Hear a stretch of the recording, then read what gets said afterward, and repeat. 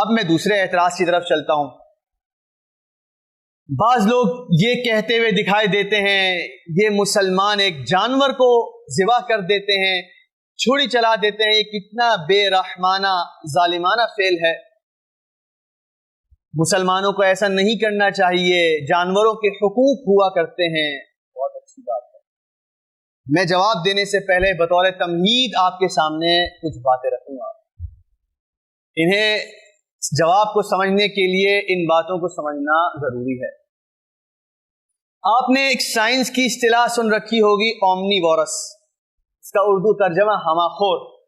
ہمہ خور کہتے ہیں اس کو جو ہر قسم کی غذا کھا سکتا ہو, چاہے وہ گوشت ہو چاہے وہ سبزی ہو, تو کھا سکتا ہے. دوسری اصطلاح ہربی وارس, سبزی خور, یعنی وہ جانور جو صرف سبزی کھاتے ہیں وہ گوشت نہیں کھا سکتے. تیسری اصطلاح بھی آپ نے سن رکھی ہوگی, کارنی وارس. یہ ان جانوروں کو کہا جاتا ہے جو صرف گوشت کھا سکتے ہیں, سبزی نہیں کھا سکتے. تو اومنی وارس, ہربی وارس اور کارنی وارس. کیسے سمجھیں گے کون ہربی وارس ہے کون کارنی وارس ہے؟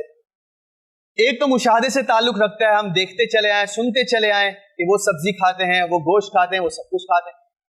لیکن اگر آپ ہربی وارس جانور کو دیکھیں گے تو اللہ تعالیٰ نے ان کے دانتوں کا نظم جو بنایا ہے وہ بالکل ایک عجیب ہے. ان کے تمام دانت فلیٹ ہوں گے, سیدھے ہوں گے, جو نباتاتی غذا کھانے کے لیے موزوں اور مناسب ہے. ان کے دانتوں کا سیدھا ہونا بتاتا ہے کہ یہ صرف اور صرف نباتاتی غذا ویجیٹیبلز کھا سکتے ہیں, بس گوشت نہیں کھا سکتے. اور اگر آپ کارنی وارس جانوروں کے دانتوں کو دیکھیں گے, آپ گوگل کیجئے, ان کے دانت نوکدار ہوں گے. ان کے دانتوں کو اللہ نے نوکدار بنایا ہے, جو بتاتے ہیں کہ یہ گوشت کھائیں گے, یہ سبزی کھانے والے نہیں ہیں. اور اگر آپ اومنی وارس کو دیکھیں گے تو ان کے دانت فلیٹس بھی ہوں گے اور ان کے دانت نوکدار بھی ہوں گے. تو اللہ تعالیٰ نے اومنی وارس کو ہر دو قسم کے دانت دیے ہیں. اب آپ انسانی دانتوں کو دیکھیے, تو انسانی دانت اومنی وارس نوعیت کے ہیں, کچھ دانت فلیٹ ہیں, کچھ دانت نوکدار ہیں. تو کارنی وارس جو تھے وہ صرف نوکدار دانت رکھتے تھے, صرف گوشت کھاتے تھے. ہربی وارس جو تھے وہ فلیٹ دانت رکھتے تھے, صرف سبزیاں کھاتے تھے. اومنی وارس دانت نوکدار بھی رکھتے ہیں, فلیٹ دانت بھی رکھتے ہیں. تو معلوم ہوا یہ دونوں غذا کھانے کی صلاحیت رکھتے ہیں. تو اللہ تعالیٰ نے انسان کی, ایک مسلمان کی ساخت بناوٹ ایسی بنائی ہے کہ فطرتاً اس کو گوشت کھانے کی اجازت دی.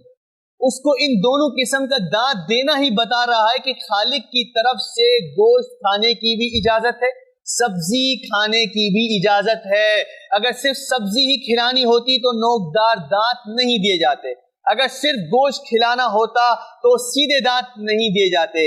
دونوں دانت کا دینا بتا رہا ہے خالق کی اجازت ہے کہ گوشت بھی کھاؤ سبزیاں بھی کھاؤ. پھر ایک اور بات بتاتا ہوں, انسانی ہاضمہ, آپ اگر ہربی وارس جانوروں کو دیکھیں اور ان کے ہاضمے کے متعلق کچھ سرچ کریں تو ان کا ہاضمہ گوشت کو ہضم نہیں کر سکتا. کارنی وارس جانوروں کا ہاضمہ سبزیوں کو ہضم نہیں کر سکتا. انسان کا ہاضمہ اللہ نے کیسا بنایا ہے کہ گوشت ہو سبزی ہو وہ ہضم کر جاتا ہے. تو دانتوں کا دینا, ایسا ہاضمہ رکھنا, ہاضمے کا ایسا نظام بنانا, یہ بتا رہا ہے کہ انسان اپنی ضرورت گوشت سے بھی پوری کرے گا, سبزیوں سے بھی پوری کرے گا. انسان کی ساخت اور بناوٹ خود اس بات کی اجازت دیتی ہے کہ انسان اپنی غذائی ضرورت گوشت سے بھی پوری کر سکتا ہے, سبزی سے بھی پوری کر سکتا ہے. اور جہاں ضرورت آ جائے وہاں ظلم کا اطلاق, بے رحمی کا اطلاق نہیں کیا جاتا.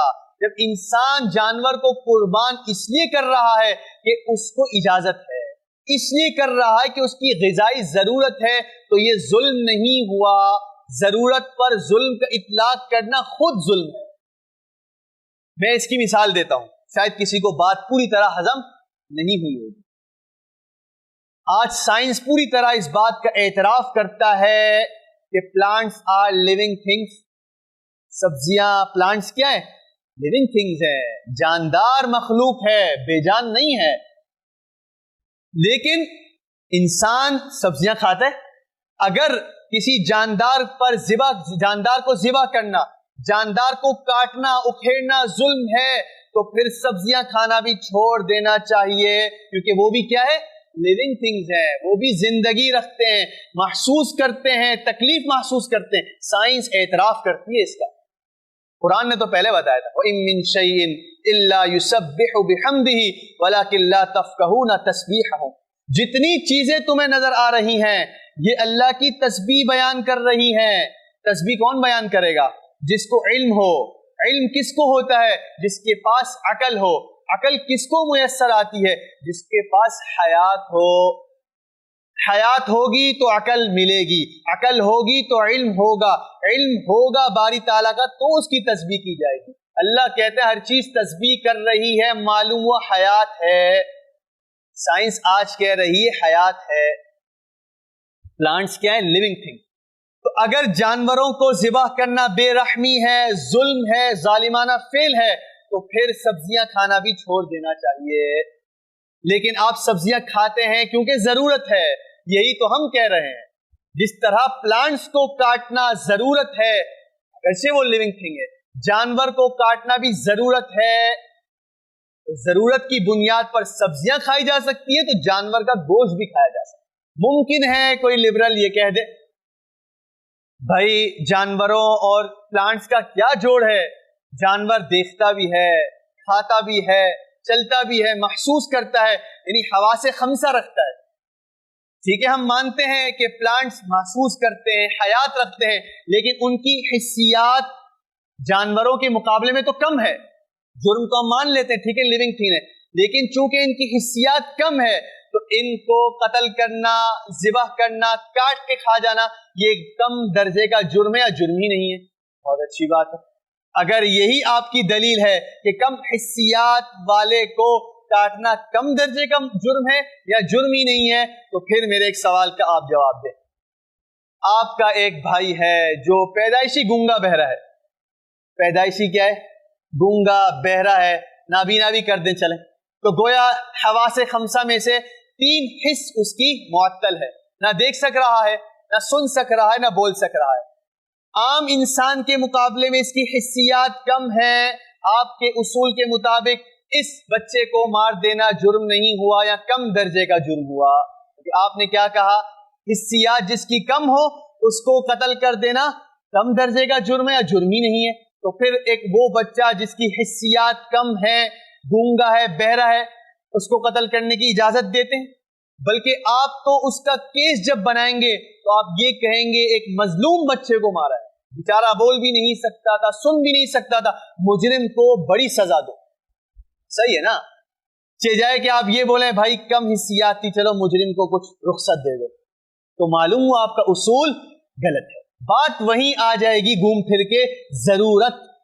جس طرح ضرورت سبزیوں میں ثابت ہے, جانوروں میں بھی ثابت ہے, اور ضرورت کی بنیاد پر ذبح کرنا ظلم, بے رحمی نہیں ہے. میں آپ کو مزے کی بات بتاؤں, یہ اعتراض کون کرتا ہے آپ کو معلوم ہے؟ جو سارا سال میکڈونلڈز, KFC, پیزا پہ گزارا کر رہا ہوتا ہے. ان کو پیزا کھاتے وقت, KFC کھاتے وقت بالکل یاد نہیں آتا, بے رحمی سے مرغی ہضم کر جاتے ہیں, پل بھر کے لیے خیال نہیں آتا کہ اس مرغی کو بھی ایسے ہی ذبح کیا گیا جو آپ کے نزدیک بے رحمی ہے. اس کو آپ بڑے شوق سے ہضم کر جاتے ہیں, بڑے شوق سے کھا جاتے ہیں. جب یاد کب آتا ہے؟ جب اللہ کے نام پر جانور قربان کرنے کی بات کی جائے. پھر یہ لبرل کبھی یہ کیوں نہیں کہتے کہ فلسطین میں مسلمانوں کو, برما میں مسلمانوں کو, کشمیر میں مسلمانوں کو جو ذبح کیا جا رہا ہے یہ بے رحمی ظلم ہے؟ کیوں نہیں کہتے؟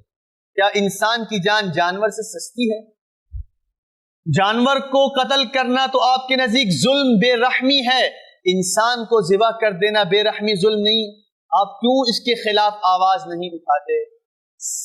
منشا وہی ہے, اسلامی احکام سے ضد, عناد. یہاں میرا دوسرا سوال مکمل ہوتا ہے.